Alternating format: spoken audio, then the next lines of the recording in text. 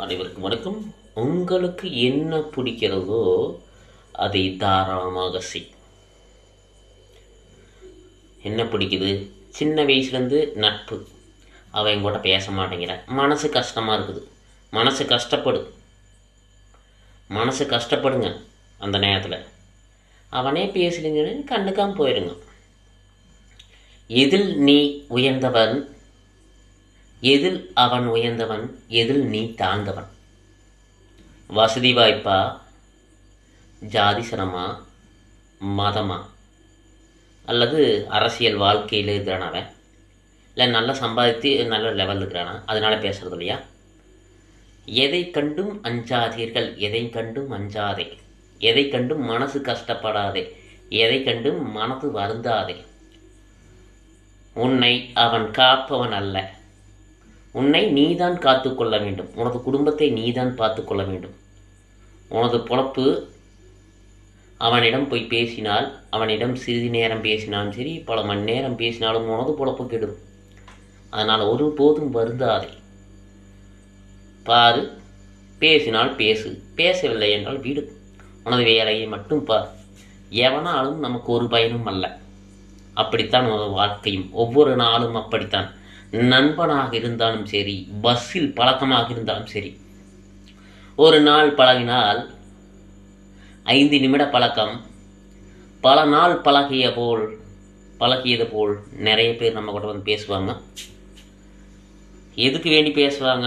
ஒன்று பாசத்துக்கு வேண்டியா, இல்லை அவங்களுக்கு சுற்றி யாரும் இல்லை, சொந்தக்காரர் இல்லை, அதுக்கு வேண்டி நம்ம கூட பழகிறாங்களா அப்படிங்கிறது கேட்சப் பண்ணுறதுக்கே கிட்டத்தட்ட 6 மாதம் மைண்டில் எப்பவுமே அவங்ககிட்ட ஒருங்கிணைப்பு இல்லாமல் அளவாக பேசிகிட்ருங்க. அந்த பேச்சு நாளடைவில் காசு வாங்கும் நிலை வந்தானது இருக்கும். 500 கொடுப்பாங்க, கேட்பாங்க, கொடுத்துருவீங்க. 5000 கேட்பாங்க, கொடுத்துருவீங்க.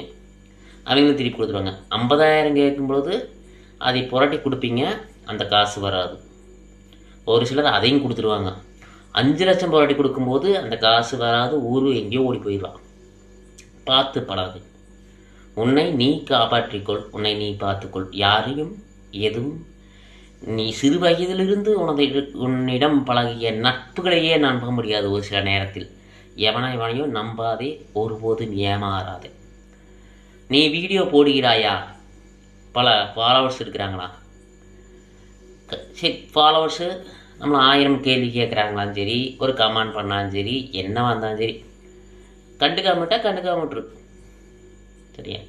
அவன் மனசு கஷ்டப்படுத்துகிற மாதிரி பேசுகிற, தேவையில்லாமல் உங்கள்கிட்ட அடிக்கடி டிஎம் பண்ணுறான், அதை பண்ணுறான், இதை பண்ணுறான், தூக்கி பிளாக்ல தூக்கி போயிட்டு. அவனால் உங்களுக்கு 5 பைசா பிரயோஜனம் இல்லை. அவங்ககிட்ட வாக்குவாதம் பண்ண வேண்டாம், விளக்கம் கொடுக்க வேண்டாம். நீ பாட்டுக்கு உன்னோட பாதையில் போவ. இது தப்பு ரைட்டு, அது தப்பு ரைட்டும்மா. உன்னோட பாதையில் போகும்போது அவன் ஒரு பாதையில் போயிட்டுருப்பேன், அந்த பாதையில் நீ குறுக்கிட மாட்டேன். ஏன்னா உன்னோட பாதையில் அவன் குறுக்கிடுவேன்.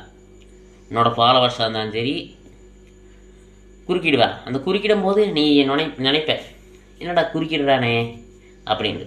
சரி, ஃபாலோவர்ஸ் தானே கேட்டுன்னு சொல்லிட்டு ஒவ்வொரு நாளும் மெசேஜ் செய்யும் பொழுதாகட்டும், ஒரு சில விஷயங்கள் பேசும் பொழுதாகட்டும், உனக்கு தேவையில்லாத குடத்தை கொடுத்துட்டே இருப்பேன்.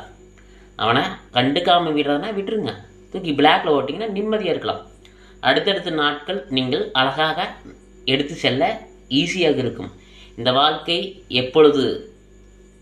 எப்பவுமே நீங்கள் அழகாமல் சூப்பராக வெட்டுவலாம். ஒரு சொந்தக்காரர் கூட்டமாக அப்படித்த, நெருங்கிய சொந்தமாக இருந்தாலும் சரி, தூர சொந்தமாக இருந்தாலும் சரி, எல்லாத்துக்கிட்டமே உங்களோட பாதையில் போகும்போது யார் குறுக்கால வராங்கன்னு பாருங்கள்.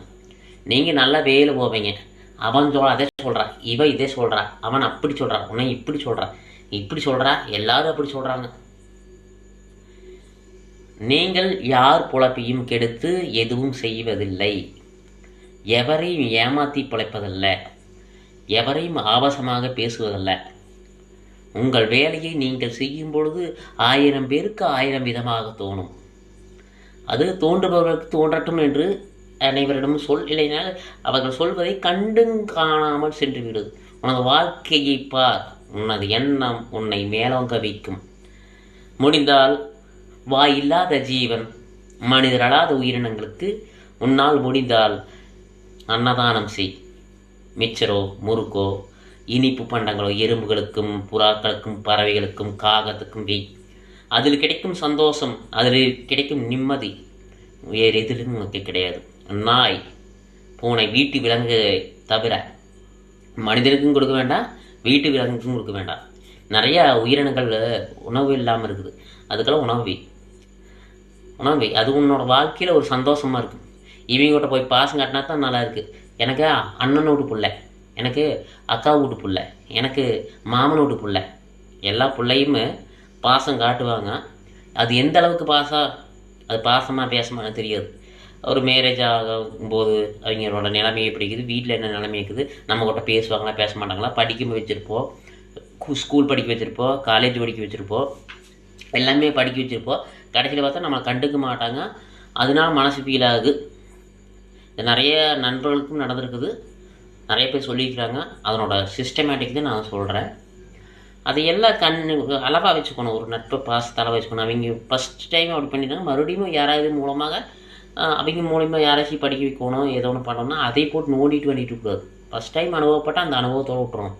அதை போட்டு மண்டையிலேயே நீங்கள் உழப்பிட்டுனீங்கன்னா உங்களோட வாழ்க்கை கேடாகிடும். சரிங்களா? வாழ்க்கை பார்த்து வாழுங்கள், உனது வாழ்க்கை நிம்மதியாக வாழ. எவனை கண்டும் எதை கண்டும் பயப்படாதே.